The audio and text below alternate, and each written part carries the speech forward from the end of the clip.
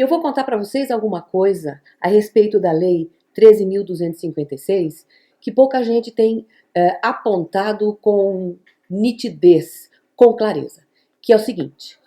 Nós sabemos que o novo Código tem uma tendência marcante, que é a de valorizar a jurisprudência, tendo criado hipóteses em que os precedentes são vinculantes no sentido forte. O que eu venho chamando de precedentes vinculantes no sentido forte são aqueles precedentes que, se desrespeitados, ensejam o manejo de um remédio especificamente concebido com o objetivo de corrigir essa distorção. São os precedentes proferidos no ambiente dos recursos repetitivos, no ambiente do incidente de resolução de demandas repetitivas e no ambiente da assunção de competência. Era isso que eu vinha dizendo nas minhas exposições. E, de repente, o código mudou. No último momento, antes mesmo que ele entrasse em vigor, foi aprovada uma lei, a Lei 13.256, que criou uma nova hipótese de precedente vinculante, tendo, inclusive, incluído no artigo 988 uma outra hipótese de cabimento de reclamação. Portanto, essa nova lei criou uma nova hipótese de precedente vinculante. Como é que nós percebemos isso?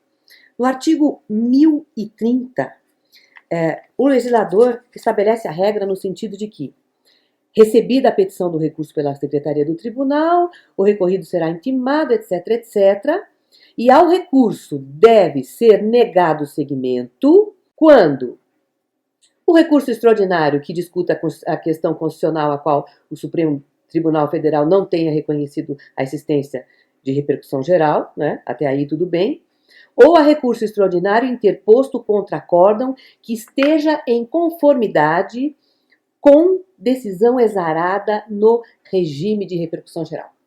À primeira vista se pensa, bom, então, regime de repercussão geral deve ser os repetitivos, mas não é.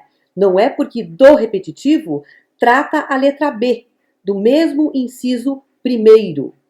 Não deverá ser admitido recurso extraordinário ou recurso especial interposto contra acórdão que esteja em conformidade com o entendimento do Supremo Tribunal Federal ou do Superior Tribunal de Justiça, respectivamente, exarado no regime de julgamento de recursos repetitivos. Vejam que interessante, né? A lei criou uma hipótese de indeferimento de recurso extraordinário. Quer dizer, será barrado o recurso extraordinário no juízo de admissibilidade quando aquilo que se pleitear por meio deste recurso já estiver de acordo com matéria sobre a qual o Supremo Tribunal Federal tenha decidido, ainda que em recurso individual, entre A e B.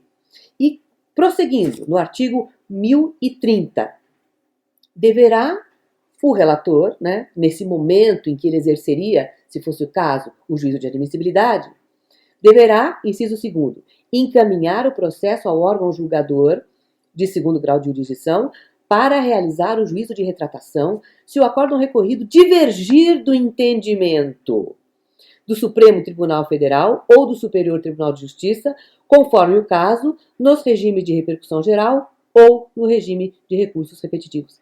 Então vejam que a lei aqui está praticamente equiparando o sistema do julgamento de recursos repetitivos, que já existia no Código anterior e foi aprimorado na primeira versão do projeto, agora modificada por essa lei 13.256, né? E nesse dispositivo aqui, o que se faz, na verdade, é criar mais uma hipótese em que o Tribunal de Segundo Grau vai ter que, pura e simplesmente, fazer a adaptação daquilo que ele já tinha decidido, àquilo que terá sido decidido pelo Supremo Tribunal Federal em recurso extraordinário individual, entre A e B, entre X e Y. E eu pergunto a vocês, não terá o legislador ordinário indo longe demais? Não terá o legislador ordinário, talvez se entusiasmado um pouco exageradamente com a criação de precedentes vinculantes? Né? Não acho que seja o caso de se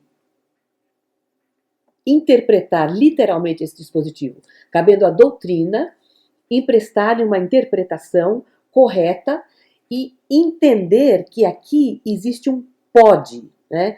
Que esta inadmissibilidade não é inexorável, sob pena de a jurisprudência do Supremo Tribunal Federal nunca mais se alterar.